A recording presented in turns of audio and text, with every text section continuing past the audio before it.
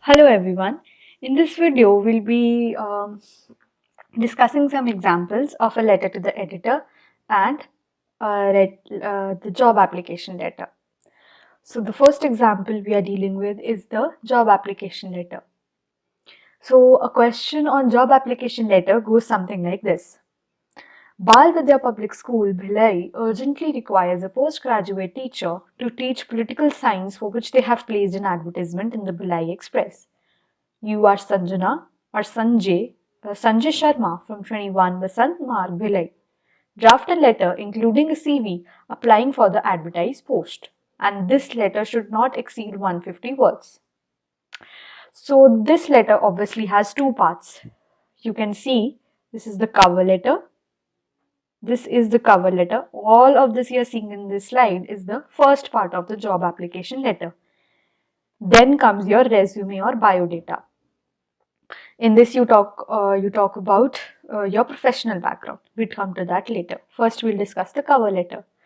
The cover letter obviously includes the sender's address, then it covers the date, then it has the receiver's address, right? The principal, Bal Vidya Public School, Bhilai. Then you leave one line, then you write the subject, application for the post of a postgraduate teacher. Then comes your salutation, sir or madam. Then you start with, in response to your advertisement in the Bhilai Express, dated this, for the post of a political science teacher in your renowned school, I wish to offer my candidature. So what do you mean by I wish to offer my candidature? It means that I am willing to apply for this job and I would be highly obliged if I get selected for this job. This sentence means something like this. I am enclosing a copy of my biodata for your perusal and the kind consideration. I am available for the interview on any day of your convenience if given a chance to serve you. I assure you that I shall work with utmost sincerity and dedication up to your satisfaction. So this is a very well drafted cover letter. First, you have told the employer where you have seen the advertisement. Then you are telling that you are available for interview any day on their convenience. Then you are assuring the employer that if they choose you, you would work with utmost sincerity and dedication up to their satisfaction. Then you end this letter with something like the closure. Thank you, yours faithfully, Sanjana Sharma if you are a female, Sanjay Sharma if you are a male. That's all. That's all you include in the cover letter. This is something like one letter to the editor, but it's much, much shorter. Then comes the resume or biodata. Now, resume or biodata has to be written in this specific format only. First comes your name, as you can see. Then if you want to include your father's name, you will include that. Then comes your date of birth, then address, then your phone and email, that is your point of contact that I talked about previously. Then comes your marital status, age and nationality. Then come your academic qualifications. What all have you studied in your matriculation and in your graduation, in your post-graduation? All of these things are talked about in your academic qualifications. Then you can also talk about your hobbies and strengths. Then come your names and addresses of references. As I talked about the concept of references, you can include as many as you can, given that you do not exceed the word limit. This person has has two references. Mr. Vijay Mathur, the principal of DAV school. This might have been the principal of the place that Sanjay or Sanjana Sharma must have served previously. Then Mr. Satish Ori, the head of commerce department and the Punjab University, Chandigarh. See, there's the two references the person is given. What is the motive of giving a reference?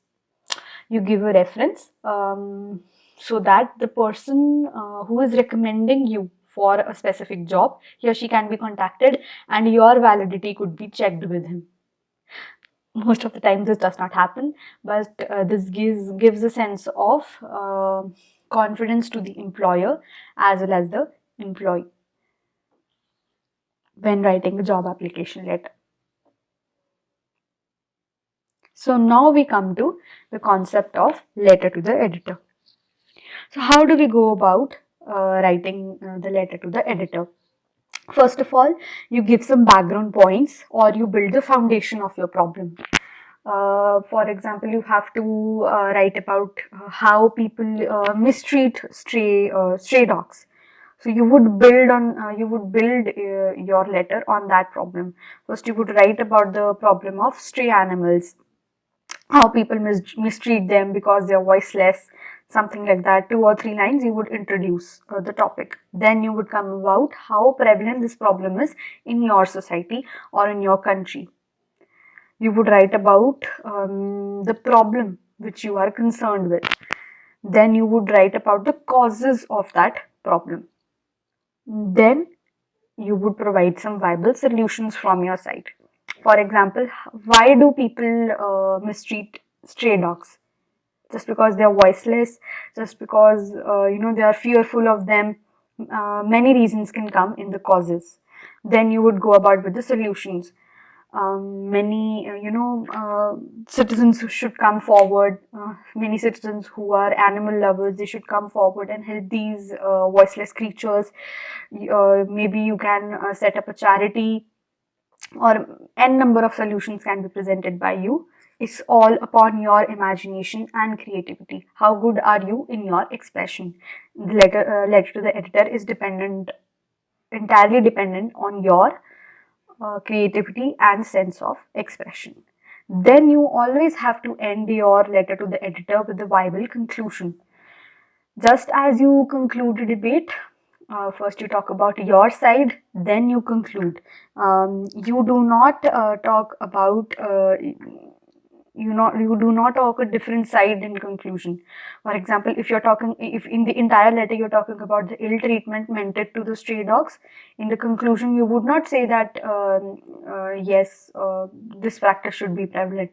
No, you should give a sensible conclusion to the letter. That most of the times the conclusion carries sentences like these, that I feel that the government should interrogate this matter, the local authorities should come forward and do something for the well-being of the society as a whole. And I feel that through this letter my opinions would reach the authorities.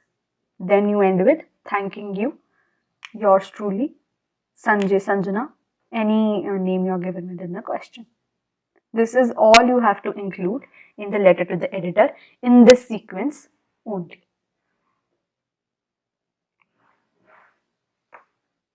Now, the first question we are dealing with is, write a letter to the editor, the Hindu Chennai, about rash and reckless driving by the people in your city, suggesting preventive measures. That is what I was talking about. You should always include preventive measures for the problem you're talking about.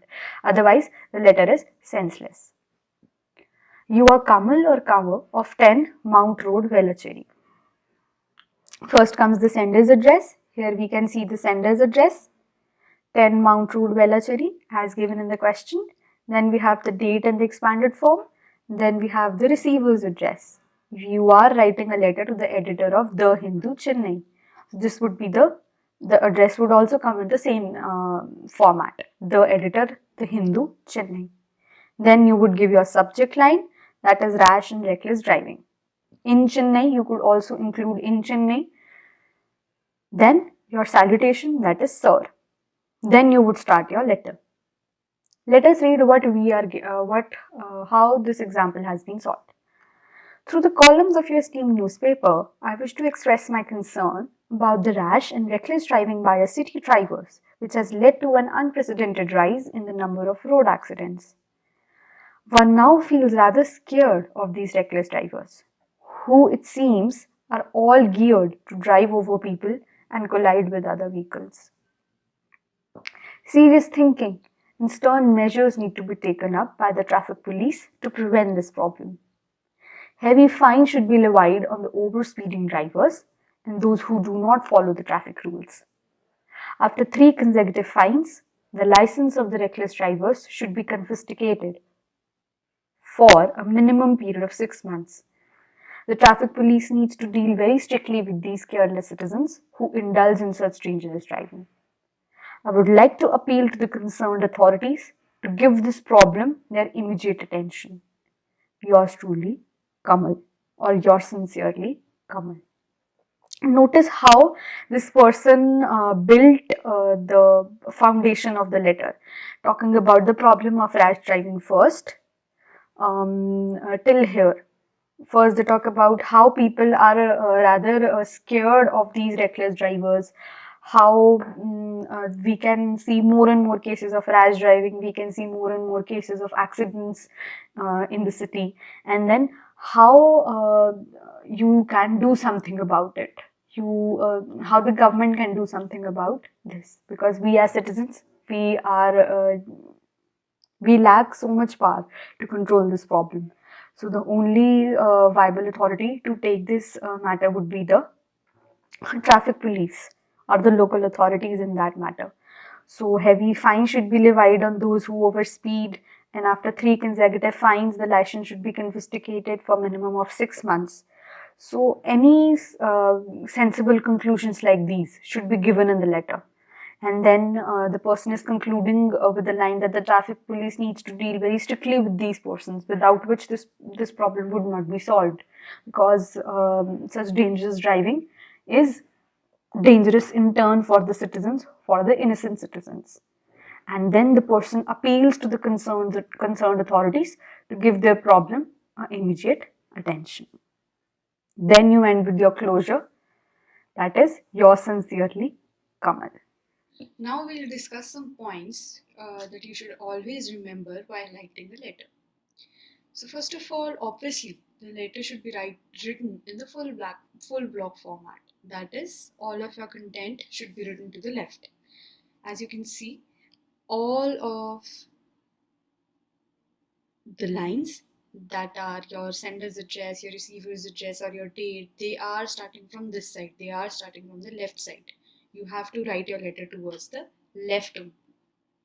You do not write it in the center, and you do not follow the same format as you follow it in an article or a report or an invitation.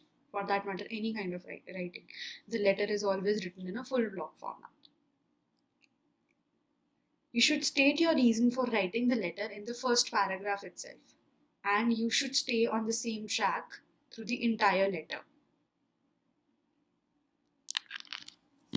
For example, if I am writing a letter in regard to the plight of Indian farmers, I would mention that reason in the first paragraph itself, and I would remain on that track. I would talk about the plight of Indian farmers in the entire letter, and I would not deviate from that topic. Always include specifics that will help ease the recipient's task. For instance, if you're writing a job application letter, always mention the advertisement and the date of advertisement in regard to which you are applying to this job. This makes the recipient's task easy. So gently and respectfully direct the recipient's course of action. You do not have to be harsh. You do not have to use foul language while you write your letter. Any point can be transferred, can be kept in front of a person in a polite manner, in a courteous manner, in a formal manner. It may be strongly worded, but always be courteous and use polite language and pleasant tone. You may be strong. Your letter may be strongly worded. It may be talking about some debatable topics, some topics which not anyone wants to talk about. It may be very strongly opinion, but it should always be courteous and polite. Self-introduction should be avoided. For example, I am Anisha Gupta of Ludhiana, and so information regarding yourself. It should not be included.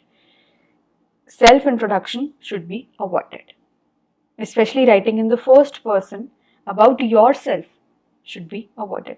Informal expressions, greetings, or contracted forms of words should not be used. For example, if you are writing a letter to the editor, you should not use words like hello, dear, nothing like that should be used. And contracted forms of words should not be used compulsorily. As I mentioned, the date should be in expanded forms, so it should not be written as 6/9/2020. Nothing like that should be used. The language should be simple, straightforward, and to the point. This means that when the reader takes a glance at the letter, he or she should be clear about what you are saying, what you are trying to convey, because your main motive is to convey your opinion to the reader. So your language should be simple, you should be straightforward, you should not be moving circles with what you write, and you should be to the point. You should always leave a line or additional space between paragraphs since no indentation is followed.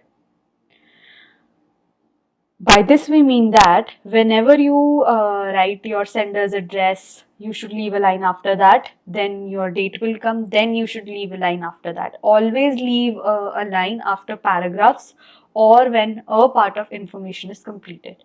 You should always leave a line after that because no marks are given for indentation.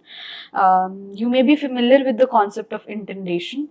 That is when you write a point uh, below the first point, giving some space. You may be familiar with the practice of notice writing in which indentation is followed. But here in letter writing, no indentation is followed. So you should always give some space. You should always give some space between two paragraphs. You should always leave a line or half of the line and then start your paragraph in the next line. You can do anything like that, but always leave some space so that your content appears to be neat. Then open space punctuation should to be followed, no punctuation marks to be used. For example, after dear, after sir, or yours after yours sincerely, no comma should be used. No punctuation marks should be used. And in letter, the practice of open punctuation is there. In letter to the editor, you do not ask the editor to solve your problems. You just ask the editor to present, if he or she likes, he can present your views in his or her newspaper. That is all you are asking the editor to do. You are not asking him to solve the problem that you're talking about in the letter. In the job applications, CV or resume should be compulsorily written, without which you would lose a huge number of marks in the letter writing part. So it should be not included in the body of the letter, but after the complimentary closure as an enclosure. By this we mean that you should not be including it in the body of the letter. That is why after we complete the letter, after we complete the cover letter, we thank the employer whom we are writing the letter. This means that we have completed the cover letter. Now we move on to the bio data or the curriculum writing. This means that this resume is separate from the cover letter. That is what we have to do because the cover letter and the resume are two different parts. Then in the letter to the editor, use yours truly or yours sincerely as the complimentary closures. Nothing like yours faithfully or yours lovingly. These types of complimentary closures cannot be used because this is a formal letter you are writing. Now here are some practice questions for your reference. You may stop the video and screenshot them.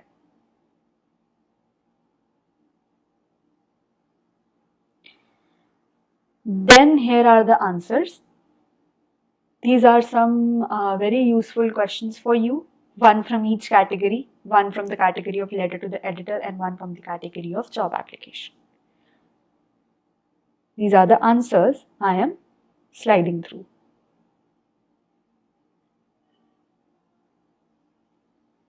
Thank you and have a nice day. Stay home, stay safe, and remember not to lose hope. Remember that if you are not able to catch up on a topic, you can go back to it. You have a tomorrow with you. You have a new day with you.